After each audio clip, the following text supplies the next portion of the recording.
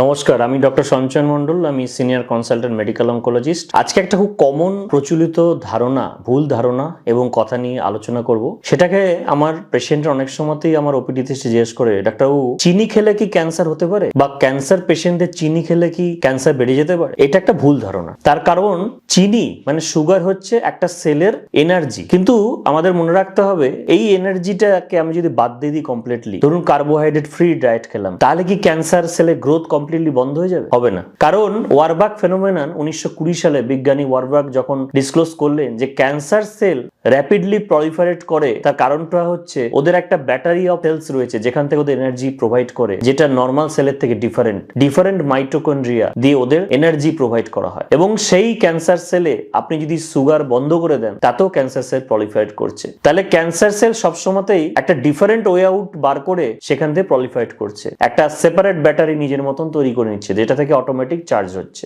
আর প্রশ্ন হচ্ছে যে সুগার খেলে কি প্রবলেম হতে পারে? এক হতে পারে ওবেসিটি, কারণ কন্টিনিউয়াস সুগার যদি আপনি রেগুলার পার্ট অফ দ্য ডায়েটে রাখেন, আপনার পেস্ট্রি রাখলেন, আপনি পিজা রাখলেন, আপনি চকলেট রাখলেন, রেগুলার বেসিসে আপনি লার্জ পার্ট অফ দ্য মিল যদি আপনার এটা হয়, ওবেসিটি যদি হয়, obesity itself risk factors for 13 cancer. Number 2 হচ্ছে হায়ার ইনসুলিন রেজিস্ট্যান্স। মানে আজকে আমরা সুগারেটেড খাবার যখনই বেশি করে খাচ্ছি, তখন দেখা যাচ্ছে বডিতে ইনসুলিনের মাত্রা বেড়ে যাচ্ছে। ইনসুলিনের মাত্রা যদি বডিতে বেড়ে যায়, সে কিন্তু ক্যান্সার সেলসকে প্রলিফারেট করছে। আর নাম্বার 3 হচ্ছে ক্রনিক ইনফ্ল্যামেশন। এটা স্টাডিতে দেখা গেছে যে পেশেন্টদের হাই সুগার কন্টেন্ট রয়েছে বডির মধ্যে, তাদের ক্ষেত্রে ক্রনিক ইনফ্ল্যামেশন রয়ে যাচ্ছে। একটা সেলের মধ্যে যদি ক্রনিক ইনফ্ল্যামেশন লং টার্ম চলতে থাকে, তাদের ক্ষেত্রে দেখা যাচ্ছে তাদের এপিথেলিয়াম ডিভাইডেশন অন্যরকম হয়ে যাচ্ছে। তার মানে নর্মাল সেল ডিভিশন থেকে ম্যালিগন্যান্ট সেল ডিভিশন হয়ে যাচ্ছে। এখন প্রশ্ন হচ্ছে কোন ধরনের সুগার তাহলে আমরা খেতে পারি না? একটা হচ্ছে কমপ্লেক্স কার্বোহাইড্রেট, যেটা হচ্ছে প্যাক সুগার রয়েছে। সুগারেটেড ড্রিঙ্ক হয়ে গেল, আপনার রেগুলার যখন মুভি হলে যাচ্ছেন, সুগারেটেড ড্রিঙ্ক আপনাদের মাস্ট। এই সুগারেটেড ড্রিঙ্ক যদি আপনার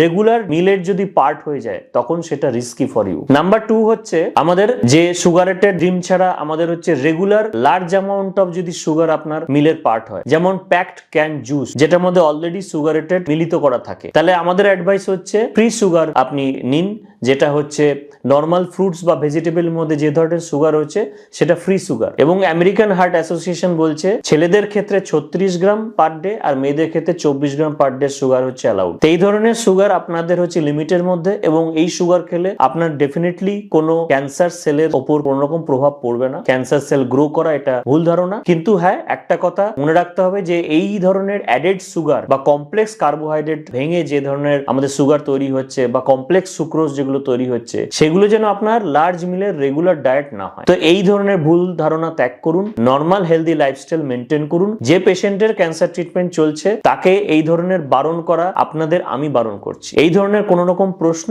বা কোন রকম মিথ বা ভুল ধারণা যদি ভাঙতে চান, নিচে অবশ্যই কমেন্ট সেকশনে জানান। I will be happy to help. নমস্কার।